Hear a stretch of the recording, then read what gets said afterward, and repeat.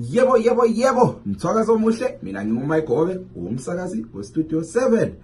Ngifisa ukuthatha leli thuba ukuze ngixoxe lo muntu wonke ongumuntu ongisakhulayo okhona lapha kukhasi lethu ele-VOA Ndebele. Ngifisa ukunxusa namhla kuhlelo lethu labasakhulayo, uhlelo The Connection, lapho sikhangela ukuthinta udaba lukazibuse njalo lela kusasa lelu njengabantu abatsha eZimbabwe.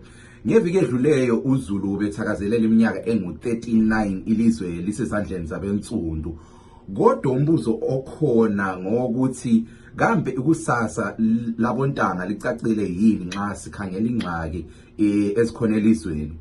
Kuyini okumele kwenziwe ukulungisisa ubunzima lobu ukuze abatsha bathola amathuba angcono?